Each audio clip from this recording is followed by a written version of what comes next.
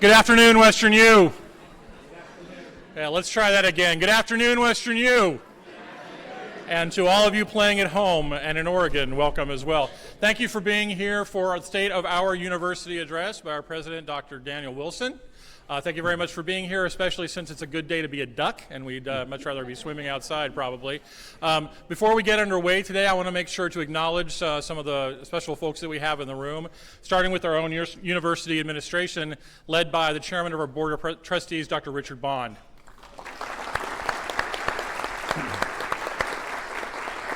With us today also is our provost and chief operating officer, Dr. Gary Gugelchuk. Our treasurer and chief financial officer, Mr. Kevin Shaw. Dr. Stephanie Boland, dean of our College of Health Sciences. Dr. Daniel Robinson, dean of our College of Pharmacy. Dr. Elizabeth Hoppe, founding dean of the College of Optometry. Dr. Michelle Beaudry, dean of the Graduate College of Biomedical Sciences. Dr. Beverly Guidry, our Vice President of Enrollment Management and Student Affairs. Dr. Stephen Henriksen, our Vice President for Research and Biotechnology. Dr. Diane Abraham, Vice President for Advancement. Dr. Clive Houston Brown, our Chief Technology Officer and Vice President. Dr. David Barron, our Vice President for Clinical and External Affairs. Also with us today are our friends from external to the university with Congressman Norma Torres' office, Mr. Mario Ramos. And from the Pomona Chamber of Commerce, its Executive Director and Chief Executive Officer, Monique Manzanares. And I've unfortunately left out, and many apologies to Dean Mary Lopez of the College of Graduate Nursing. And how was my career, you might be asking. So, all right. And last but not least, of course, the First Lady of Western University of Health Sciences, Mrs. Sandy Wilson.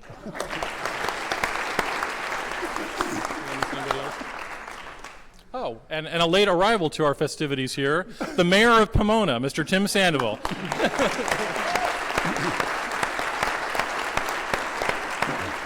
But not late in that we haven't actually gotten underway yet, Tim. So there was a misprint on the invitation. So all right, it's my great pleasure today to introduce the president of Western University of Health Sciences, the man behind the vision and our state of the university, and the man who's going to cut me off because I'm going on too long, Dr. Daniel R. Wilson.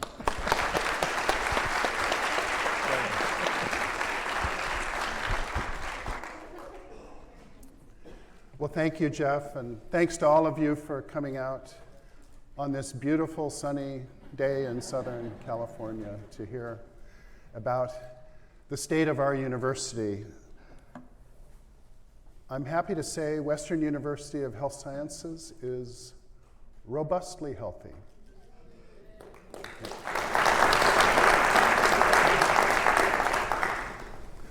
We're not merely healthy, in fact, we're in a state of wellness. We are replenishing a board of trustees that has many long-serving, loyal members who deeply espouse our mission, and we've added some substantial new faces and talent, and the board continues to evolve. It's, of course, a very important element of the university. We're renewing the leadership team. I'll talk more about that a bit later, but there was some breaking news last evening with Dr. Barron named as the next provost of the university starting this summer. We have strong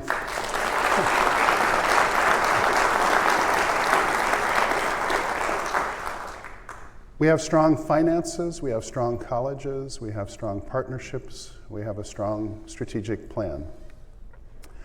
And again, the Board of Trustees is something that most of us day to day may not be aware of how important they are to the university, but they provide the highest level governance, not management of the university, but guidance and governance, overseeing, of course, just absolutely critical things such as accreditation, without which we don't really have schools or financial solvency. If we don't have money, we don't have a mission.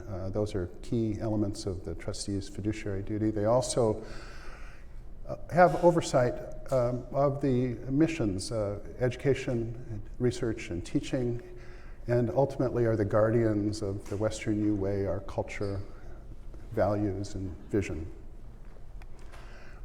We have sound operations, a broadening reach, we have bright horizons, a wealth of opportunities from which to select here in California, in Oregon, and elsewhere in the United States and internationally, as I'll talk about in a bit.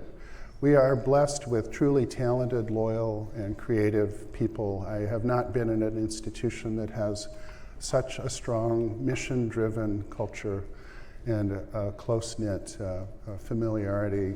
It's very special here. I mentioned strong finances. Per our external auditors, the Consolidated Financial Index, the primary reserve ratio, the equity ratio, the days in cash, other key metrics of financial security are very strong. We are not, however, well endowed from a wealth point of view, but that it too is improving, and I'll speak more about that. We enjoy an 8-year accreditation from WASC. That is by far the most smooth and successful WASC review.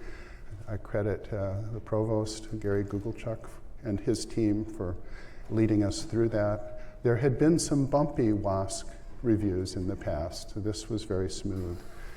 The strategic plan is in place, and that was expedited for reasons I'll elaborate on. Achieving aspirations is really about sustaining our legacy, but renewing for a future with new horizons. Most of you have seen what I call the Jefferson Memorial. We have our foundation with the Western U way culture, our strategic pillars that prepare us operationally to strengthen our missions above of education, research, and service. 1 year ago today, things were a little different. The WASC review was pending. Strategic planning had been underway really only for 6 months. The renewed strategic plan had not yet even been read by the Board of Trustees. It was still in formulation. We were, however, fortunate to engage an astute strategic consultant, Nicholas Webb, who will be with us for the long haul. He has consulted with a variety of institutions, corporate and educational, such nominal entities as Pfizer Pharmaceuticals and the Cleveland Clinic and so forth. We're very fortunate to have him. The next steps, starting really in the summer or fall of 2017, conclaves, leadership conclave, a task force followed up with surveys to develop a roadmap, but it became clear very early on that there were areas that needed to be addressed critically, even before the strategic plan was complete, the mission-critical strategic deployments, a number of operational audits in IT, online learning, digital, marketing, financial impact, procurement, and cybersecurity, as well as our competitive position as a university. Some of these have just come into port in the last couple of weeks. These have been very helpful. Again, a little bit under the radar day to day for people in the university, but very significant looks at key operational areas. And remarkably, only 6 or 7 months ago, the strategic plan was approved by the board, and since then, a robust movement of the plan into the hands of the university community has taken place in a way that is strikingly speedy, not just for a university community, but even for a corporate community. I've not seen a strategy owned by the faculty and staff in any other institution I've been at that have embraced it so quickly and fully. And that, I have to say, really warms my heart, because this is where the talent and energy of a broad range of people across the university gets mobilized to help author the further chapters in our strategic plan. with perspectives, wisdom, sometimes, I won't say stupidity, but interesting ideas. But it's important to get all of that out on the table. And this is where things really move from concept to consequence. And we've developed the Strategic Performance Group with 5 areas. Overall strategy guidance is one team, an academics team, a finance team, a brand team, and an innovation team. More than 100 faculty and staff, 18 work groups, multiple projects within that. These are people who are busy, they have day jobs, they're going the extra mile to propel the university forward, and this is actually what has built Western U from its very modest foundations 40-some years ago. We are trying to look at how to optimize any and all operations within the university. And these teams are not doing ready, fire, aim. They're actually examining and evaluating readiness assessments in a number of key areas, gap analyses, what do we need to put into place to perform better, project charters, action plans, and projected outcomes across these 5 critical areas. The strategy team is high level. It will guide the trajectories for the other teams with feedback on their analyses and their proposed plans and other documents. They're also helping guide our executive leadership training program, which got underway beautifully last fall with Chester Elton over at the Fairplex.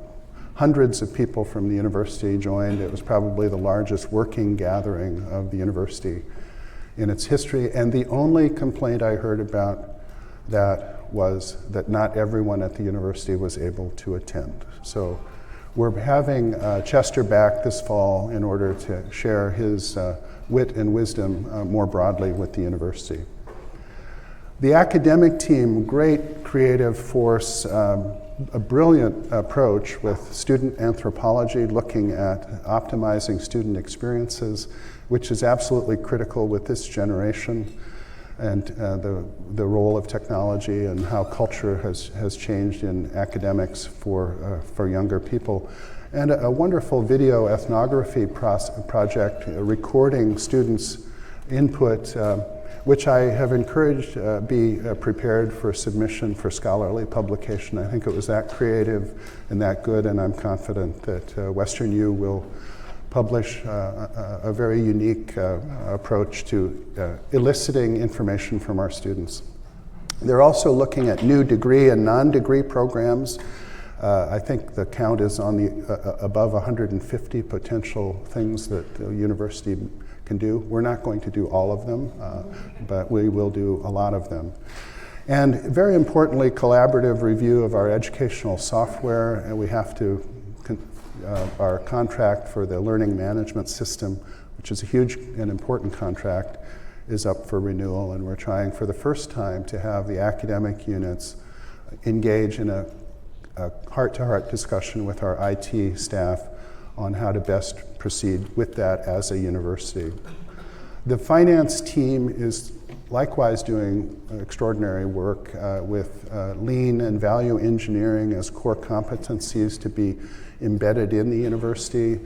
Already some 56 Lean Six Sigma champions have been trained, faculty and staff, to help us identify where we're wasting money and effort in order to free up resources for more productive purposes. They're looking to diversify revenue streams, closely working with the academic team as well as the university advancement. I've also recommended, and they're actively exploring, mission and zero-based budgeting. This is important.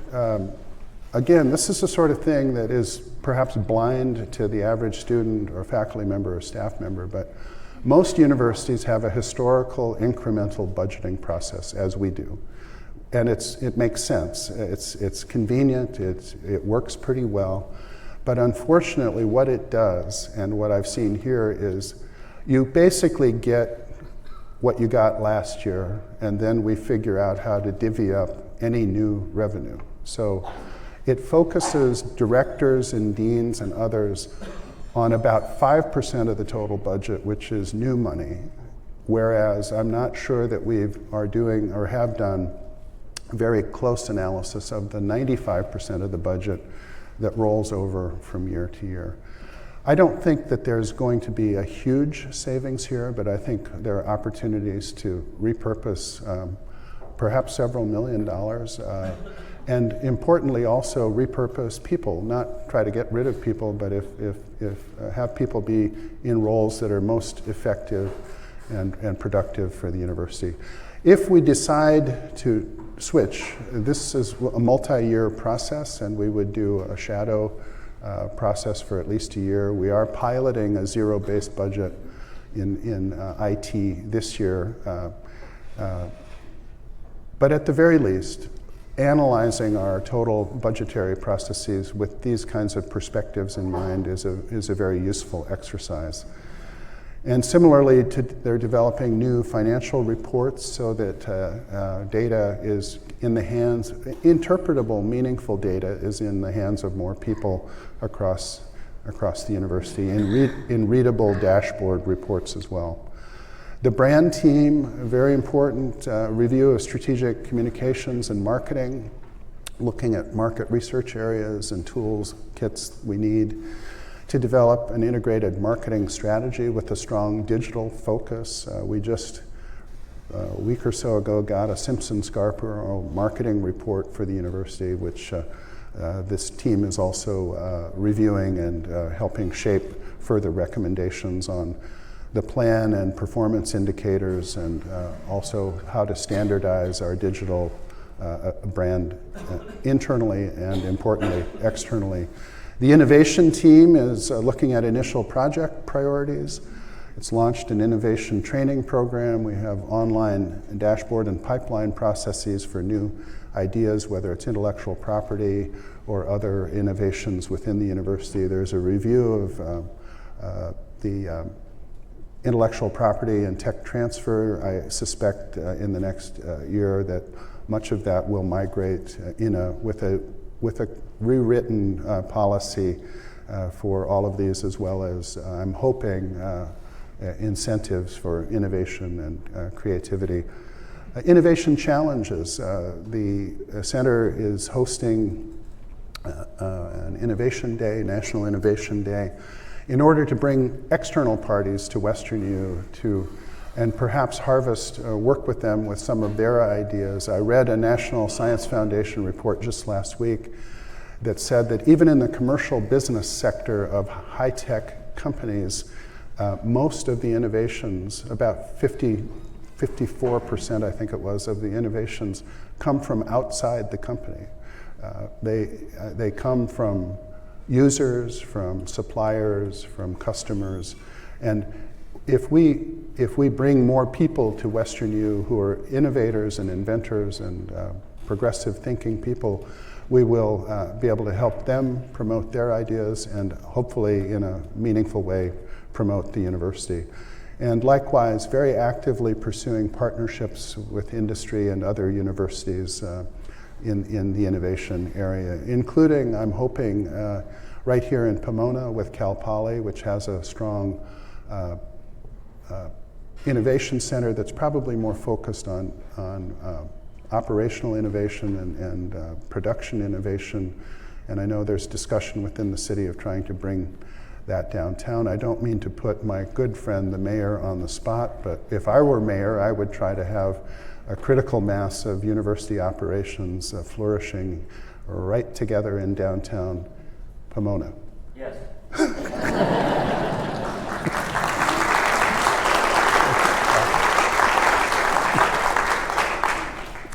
He's a smart guy. Not a partisan comment, just a smart guy. You've seen this in some fashion before. Our strategic arc, basically, as I mentioned earlier, substantially began only a year and a half ago after I had the good fortune for the first time in my career to spend the better part of a year analyzing the place, getting to know the people and the processes.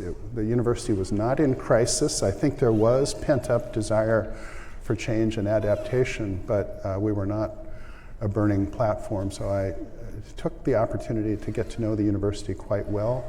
I'm not the sort of guy who comes into the saloon and kicks over the tables and throws whiskey bottles into the mirrors. I like to know kind of the lay of the land and what's going on.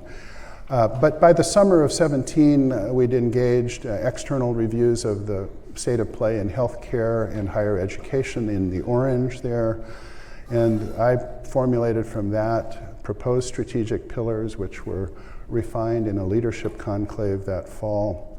And then over the fall and early winter of 17-18 in purple, we followed up with Taskforce and surveys to develop a roadmap and a draft plan that finally got to a first reading of the board a year ago, a second reading in May, and then approval last August. And since then, with the strategic performance groups, again, in only 6 or 7 months, extraordinary engagement and progress on a host of very important ways that all of which are meant to help us not only do what we do currently better, but to be able to do more new stuff without overly straining our resource base or our capacities. I fully understand the extraordinary growth of 8 or 10 years ago, which in retrospect is absolutely amazing, but people have explained that a lot of that came out of kind of flesh and bone of current operations. And I think we have the opportunity to seize big opportunities without undermining what we're doing currently, and in fact doing what we're doing currently better. So that was the plan. Again, the next stage is the effort with the SPGs driving this. They're formulating recommendations, which I will review with senior leadership.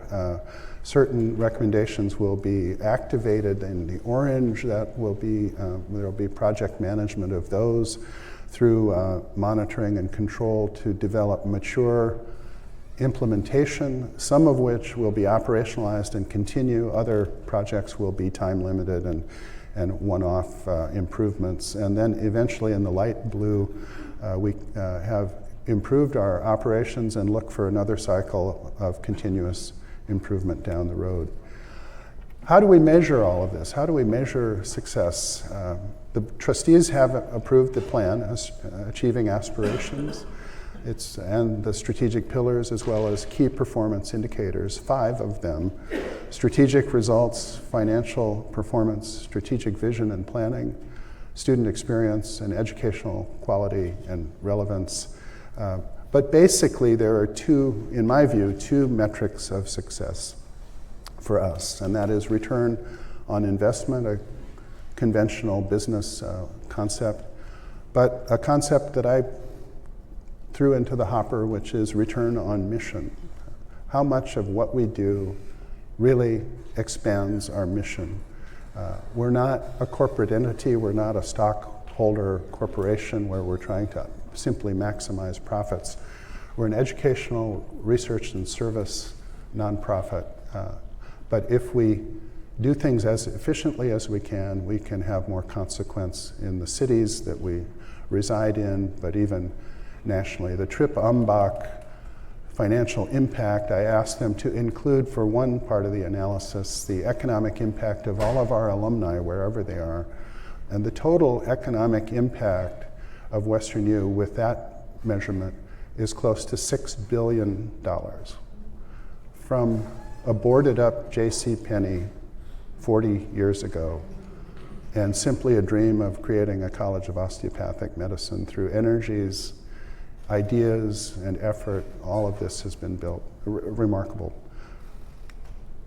Now, we also measured across the parameters of our mission, the pillars, the priorities, and the KPIs I just mentioned.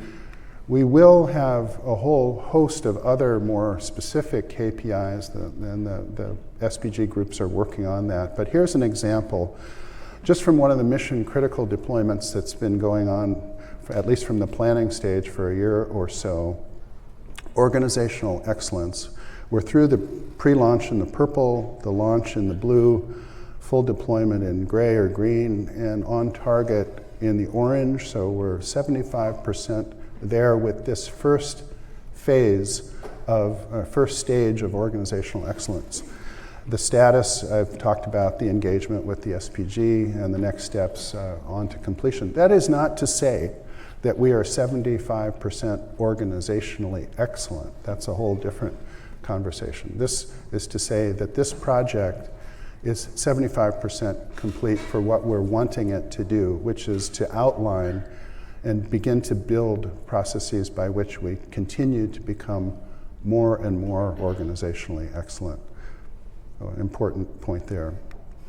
The mission critical deployments, you may remember, Wave 1, innovation, tech, digital, executive development, and organizational excellence. Wave 2 for this year and the next 2 years, really student experience, online learning, financial leadership, and revenue growth. These have kind of feathered, this Wave 2 is kind of feathered into the strategic performance groups, which didn't exist as we were initiating Wave 1. But just a sort of a quick run through of these. All of this is will be on the web within the next week or two for you and to review in detail. You may even be able to read it better there. This is a busy slide. These are busy slides. We also have strategic plan, basically a beautiful update that the Board of Trustees will review in the meeting Saturday, and we'll get that reformatted for the web as well. But tech optimization, again, the plan was to take a look at our tech operations, and we saw some needs to make some improvements, and there was also a recommendation to restructure and some of the leadership, and that process is essentially done. Now, that isn't to say that technology is optimized, but the first stage of optimizing technology is basically done and on track. And I'm very pleased to have Dr. Clive Houston Brown. He's been with us only a month. If this were the NFL, he would be a franchise player. He's really been meeting a lot of people. Very experienced, seasoned academic leader, and it's a great fortune to have Clive here. Organizational excellence I've talked about, but in broad terms, it's on target in terms of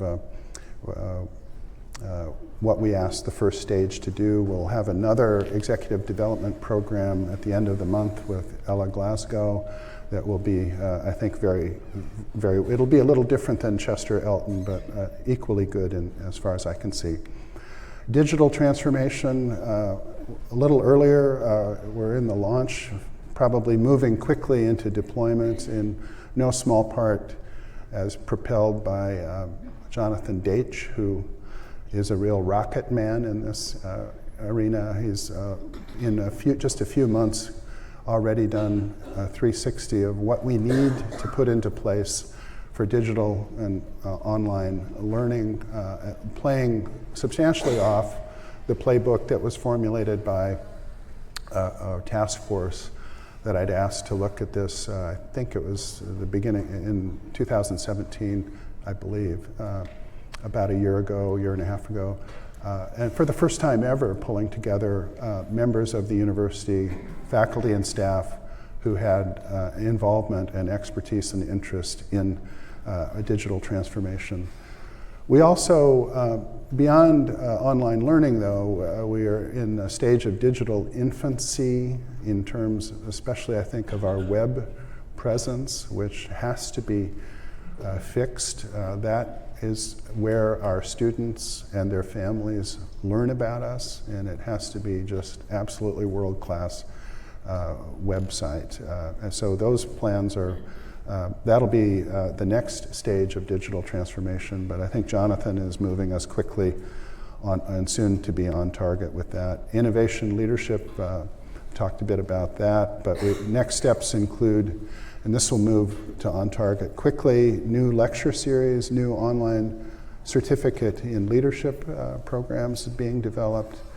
The Disruption and Innovation Expo I mentioned, and other activities, as well as finally staffed up with a great team of individuals within the Innovation Center who are facilitating the SPGs, but also working diligently on innovation-specific activities.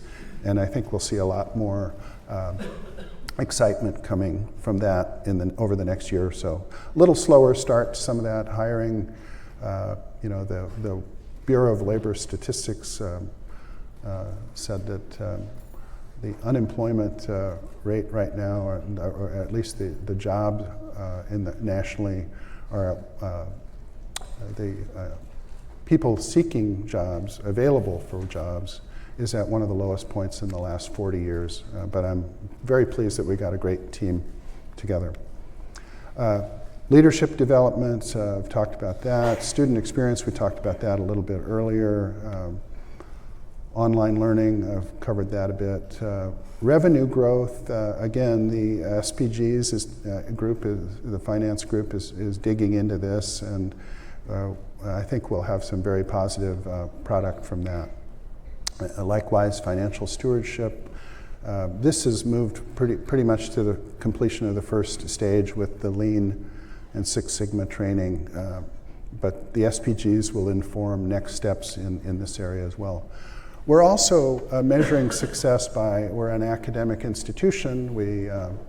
Our faculty submit their ideas and papers and proposals for peer review, whether it's a research grant or a paper. And we have done the same with the strategic planning process for the university. And I'm very pleased to say that in a very competitive set of submissions to WASC, our strategic planning process was accepted for presentation at their national meeting, and likewise for the Society of College and University Planners, the main organization for university planning in the United States. WesternU will be waving its flag there at their request, based again on a very competitive field of proposals. We have opportunities. I've mentioned, you've seen some of this roadmap. This is revised a little bit from the lower left, strategic planning and the SPGs, the new degrees I've talked about. Culture of philanthropy I touched upon, but I think this is absolutely critical, perhaps one of the most pivotal things that the university needs to develop over the next 10 to 20 years, and sooner to the extent that we can build it up. But we need to have a benefaction engine for the university.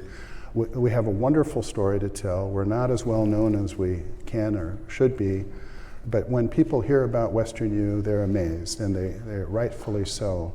But we have a long way to go. When I arrived at the University of Florida as a vice president, the foundation, which had a 5-story, beautiful, $40 million building and a staff of 300 people, gave me a briefing book that was about 7 inches thick, that had 200 pages of policies, procedures, staff capacities, and several hundred pages of detailed on hundreds of people who are under stewardship of the university, their interests, their financial capacity, their connection to the university, and so on.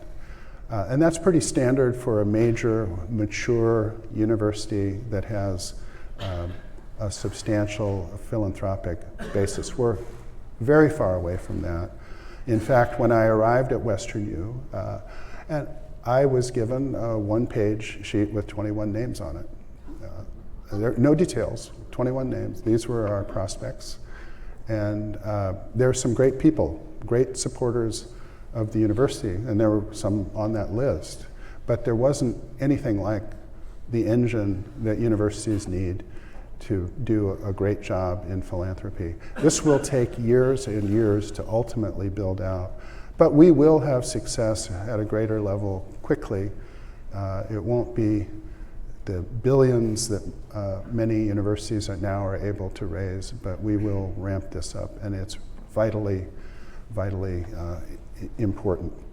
The culture of quality I mentioned earlier. Partnerships, a lot going on here. I've spent a huge amount of time beyond the university meeting other university leaders, health system leaders, industry leaders, political leaders, and in the case of the mayor, public servants.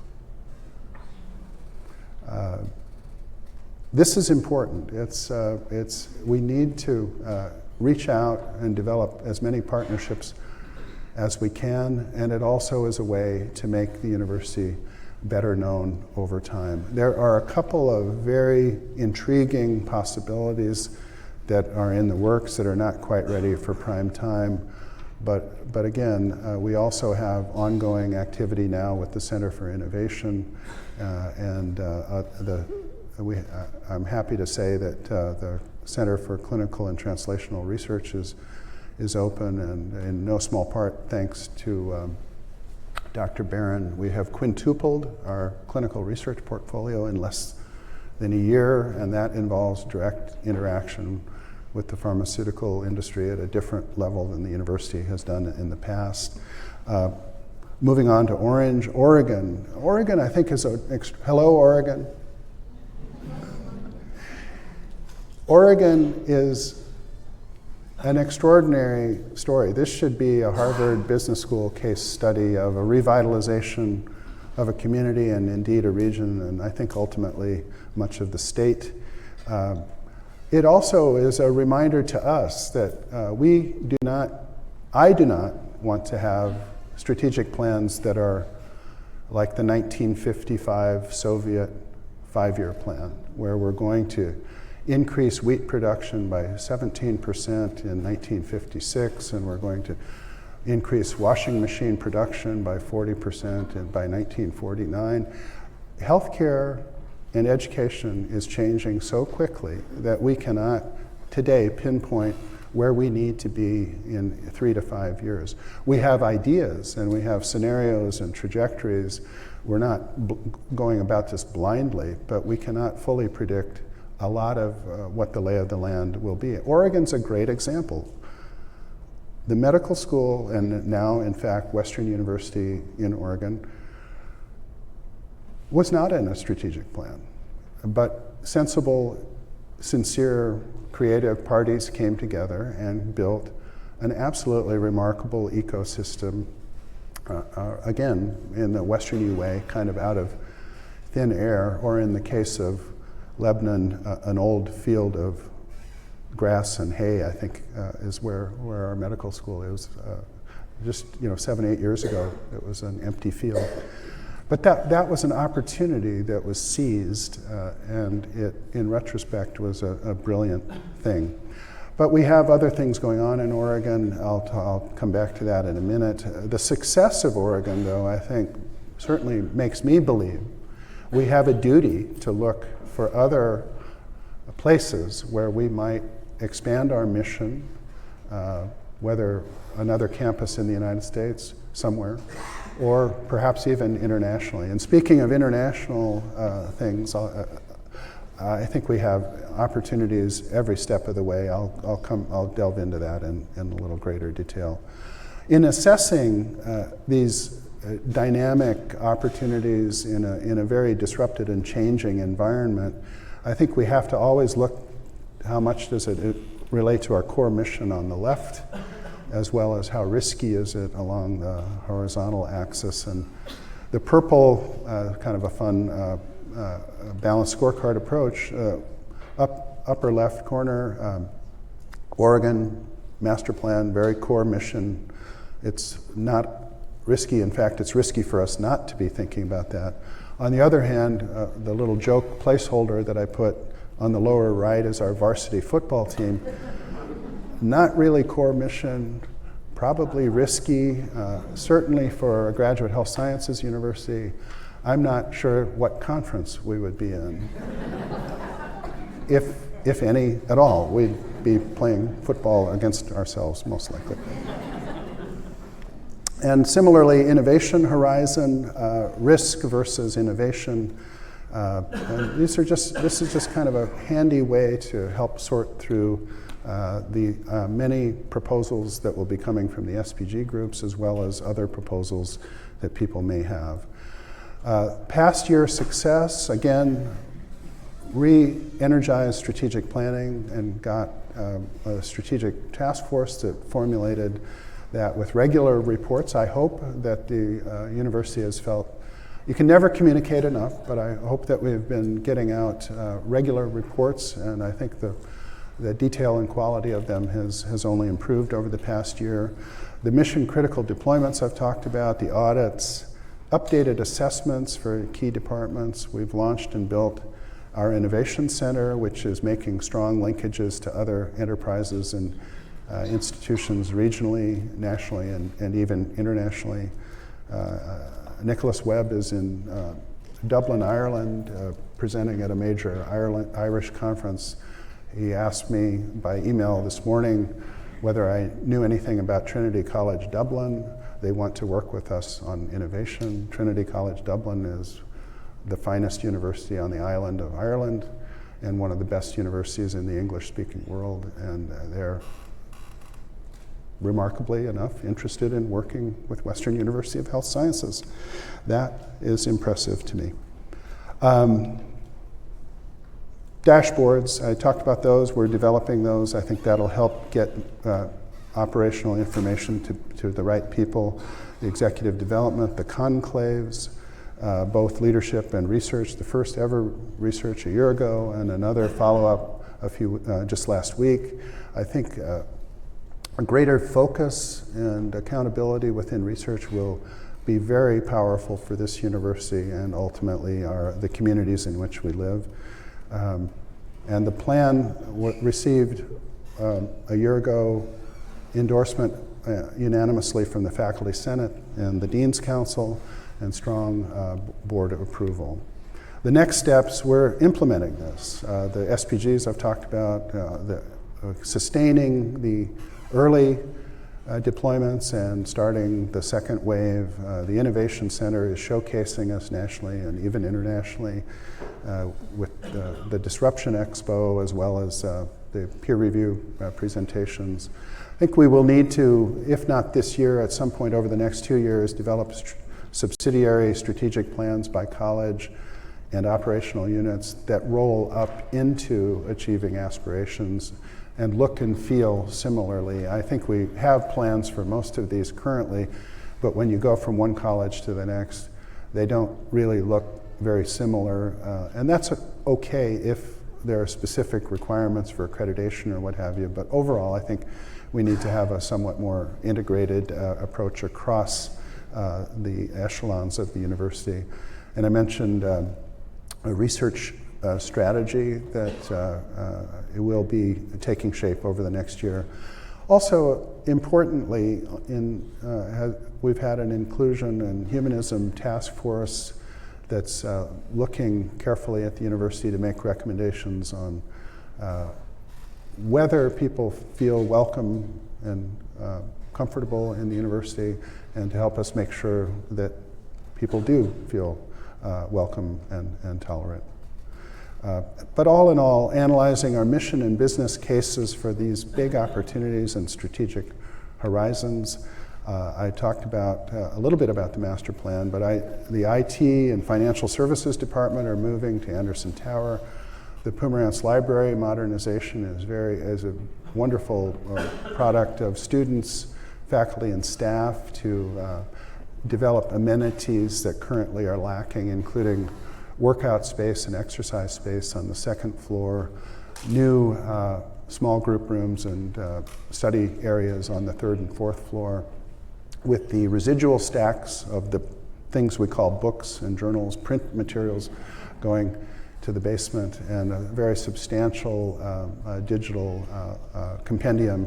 And I have to confess, I was a work-study librarian in college. I love books, I love libraries, but we do have to modernize our library and tailor it to the needs of our students and faculty, and that's happening in a very cost-effective way. The College of Graduate Nursing will return to the Esplanade what was housing the business center. Not a perfect solution, but I think it's critically important to have nursing. It's only 2 blocks off the Esplanade, but it's a very long 2 blocks.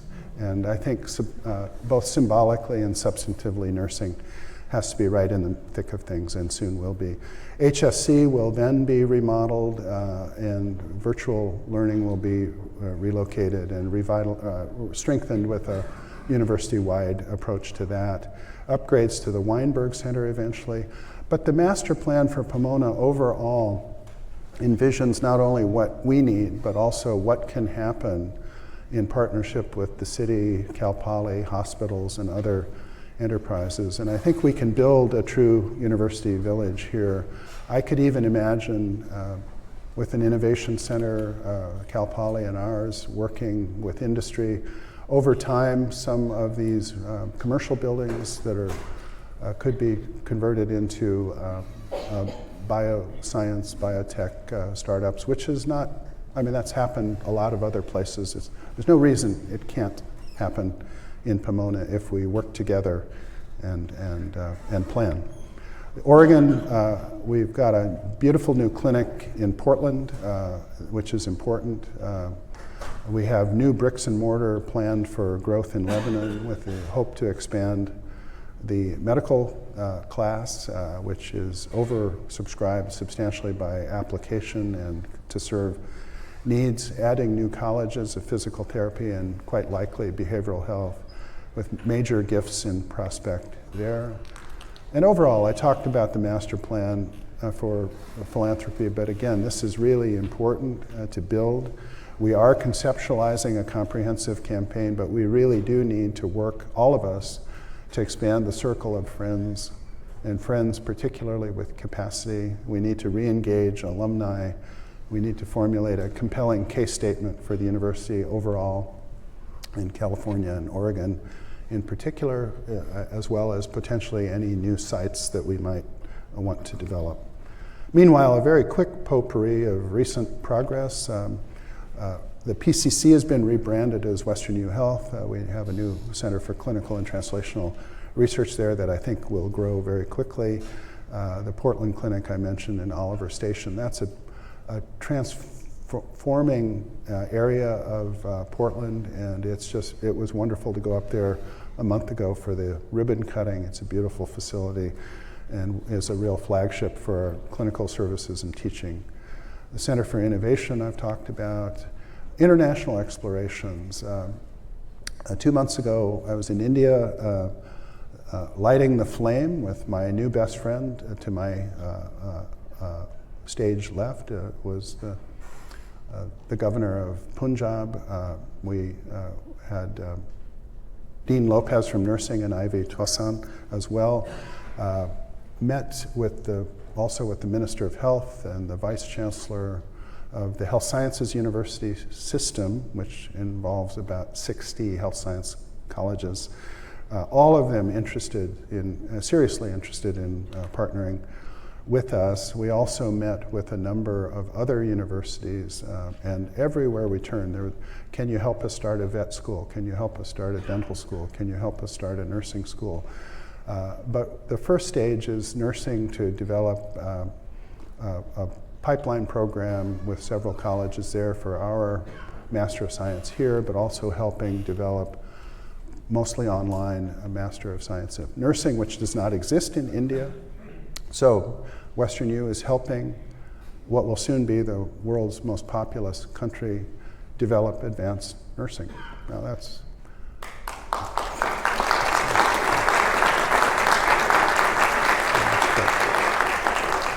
We had similar discussions about podiatry and optometry, both of which need to be raised up in India, and just great opportunities for what I call return on investment and return on mission. Just happened to go to India first. We have other very active discussions across Asia, Middle East, Africa, Canada. Some are more mature than others. We're obviously not going to do all of these things probably. And even the United States. Dr. Rega, who does a beautiful job with our community outreach, including the Pomona program, pointed out to me when I arrived that we can do international health in the Los Angeles area. It's such a diverse community with true pockets of culture-specific healthcare issues that we have it right here. Leadership changes. I mentioned Dr. Abraham. Again, a vice president focused specifically on advancement and doing a yeoman's work, beginning to put the foundation stones in place. Nicholas Webb, Chief Innovation Officer and Strategy Consultant, Dr. Barron, Breaking News, our new provost, Dr. Clive Houston Brown, Jonathan Dage, Josh McFarland, Associate Vice President for Finance, doing great work overall, but including with the SPGs. And there will be some significant changes in the table of organization. I'm still tinkering on that, but stay tuned. We'll revamp the higher levels of how the university leadership interacts and works. So in all, we have a very special history and culture. Every day I can't help but marvel that this was just all built out of thin air. Bill Gates didn't write a check to the Board of Trustees or to Phil Pomerantz for $500 million and say, build a health sciences university. But there's a health sciences university in Pomona that has assets approaching $300 or $400 million, and more importantly, human assets and human consequence that far exceed that. And we are now the largest array of graduate health science colleges of any university in the country, and yet we retain the feel of a liberal arts college. Very unique configuration. There's, when we've done these audits for marketing and some other things in particular, it's been hard for our consultants to find comparable institutions. We're that unique and very special. Very creative community of great character, and we're now future ready for big opportunities. We will embody a culture of audacious, nimble innovation that will sustain our future success, and we will do it the Western U way with our vision and values intact: caring, respect, empathy, trust, and inclusion. So I want to thank you. I hope each and every one of you accepts my sincere gratitude and Sandy's gratitude for all you do at and for Western U as we advance our remarkable mission and sustain a truly unique, closely knit culture, a very special university, and the best is yet to be. So from the Wilson family, we are very pleased to be a part of this Western U family. Thank you.